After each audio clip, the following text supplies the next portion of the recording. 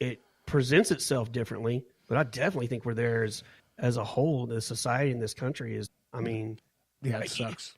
You know, people that are hardcore, like for real sociologists, I bet they're having a heyday on this shit, right? Oh, for sure. We've never seen. I don't know. I was too young during the Vietnam War. I guess I could talk to my parents about it, but I don't even know if the division was this severe during that time. Maybe. I mean, I guess, you know, I don't know. I guess it was relative then. I guess that was the worst that they could ever imagine then, you know. But God, man, you bringing that commercial up, that's really drove it home for me. God, man, we were all so united. Well, it's just Budweiser being on their game. You know, they've always kind of seemed to be ahead of everybody else. You know, the Bud Light commercials were always the funny ones.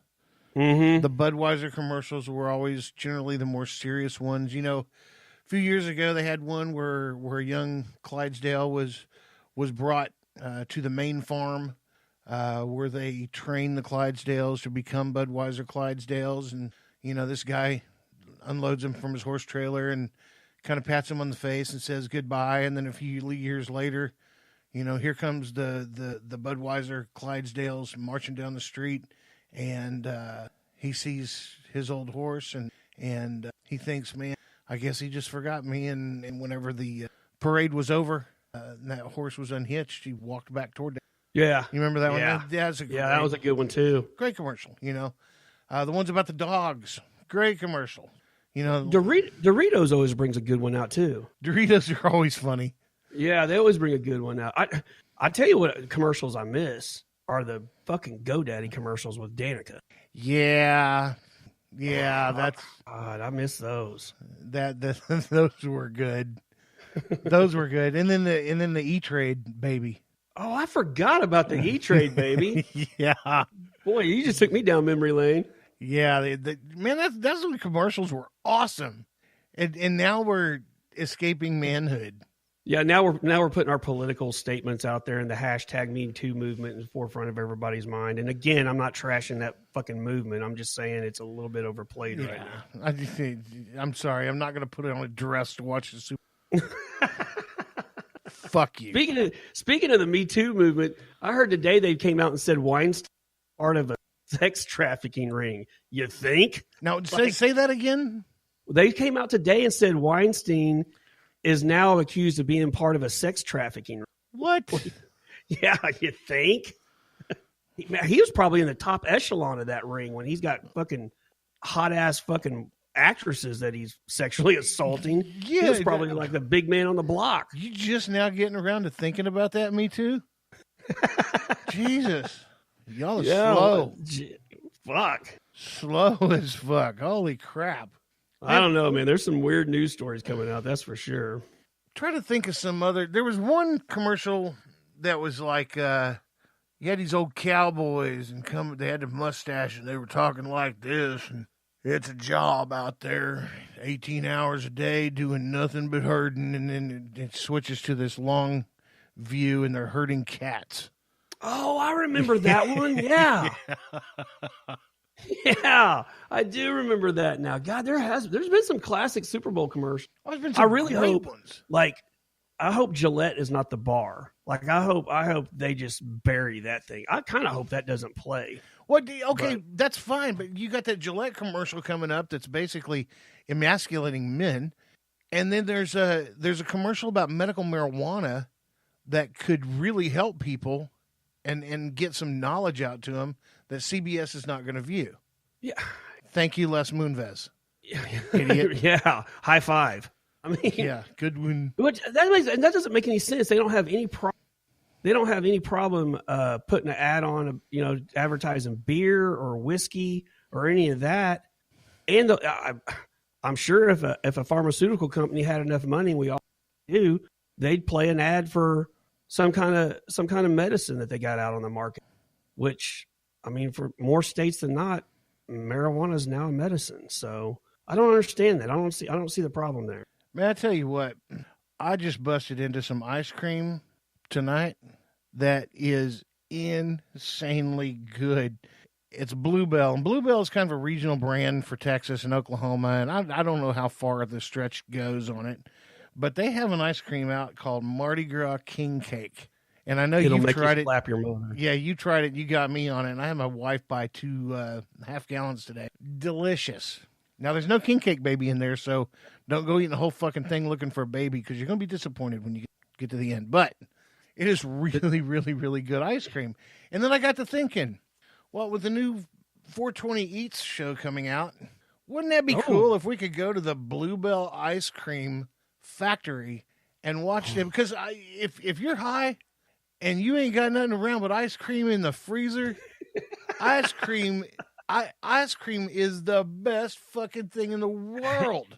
We can make this happen, dude. My neighbor works there, so I'm sure I could pull a favor, and we could probably get our asses there and do an episode.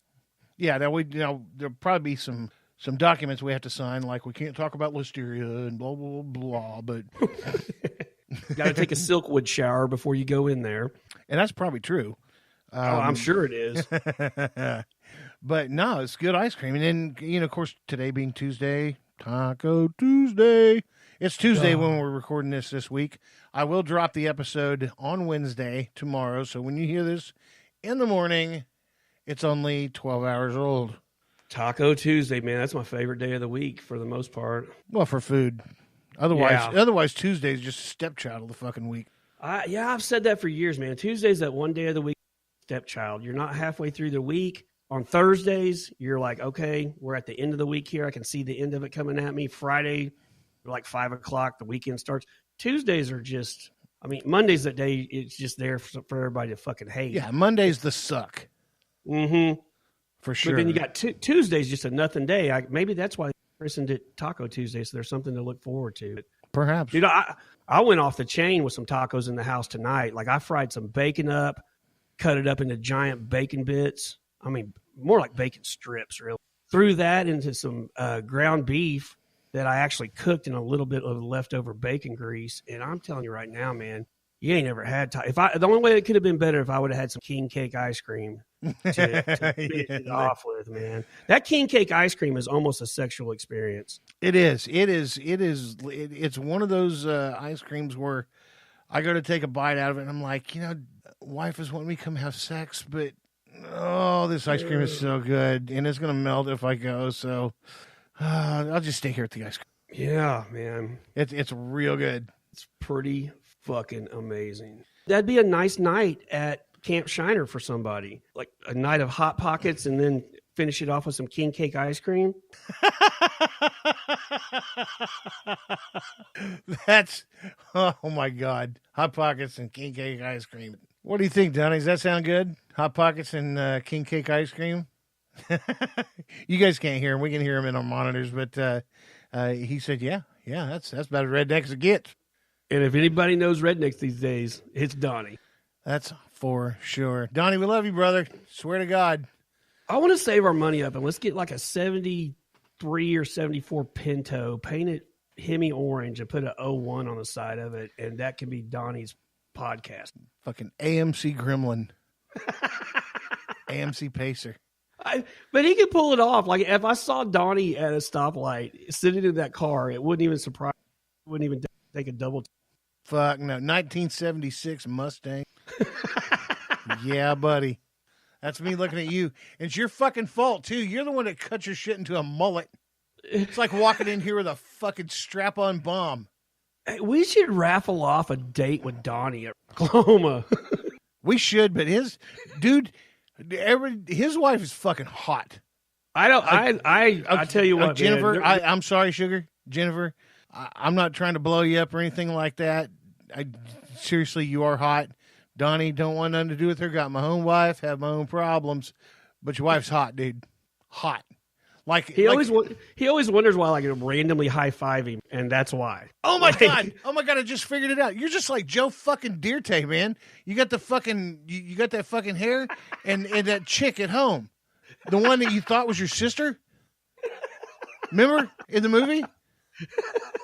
I'm getting two flip off birds from the control room. That's awesome. Double fisted. Yeah, he double barreled it. He double fisted me. Fucking shots fired out of the control room. Oh my God. But that's funny though. I just had the Joe Dirt thing. You know how she was hot as hell. Kid Rock wanted her and she didn't want Kid Rock. Donnie's living that life, man. Oh That's my his life. God. You don't listen to the band called Midland, do you? I do, dude. I love those guys. Donnie would fit in big time. Just as a roadie, though. Like, Sound guy. Yeah, he's like a guitar tech. Yeah, that would be his job. Those guys got the fucking... They're like the country version of Weezer. Yes, they are. You know, they got that real retro look about them and stuff. Oh, they're total 70s, man. Total I dig it. It's 70s. like right out of Urban Cowboy. Yeah. Urban Cowboy, early Don Williams. Yeah. Yeah. Whoever put that whole group's look together is a genius. I don't know who, and they probably have their own costumes and all that bullshit. Hell, it could have been a manager. Who knows? These guys could have bucked that shit for 2 years, and the manager said, no, you just get in his 70s gear, grow stupid-looking fucking mustache. I swear to God, people are going to fucking love it. And they did. We're in. Yeah. Jesus. Man.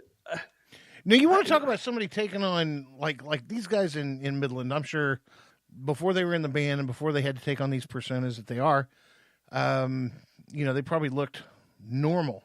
Zac Efron in this fucking Bundy documentary. Oh, shit. Is that not spooky, dude? Dude. Like, oh, my God. You're talking about stuff that nightmares are made of. I'll tell you what, man. Speaking of Bundy, I watched that new, I think it's 4 parts. It's a docuseries on Netflix about Bundy. You talk about a evil person. But he had so much charisma. Oh, by far.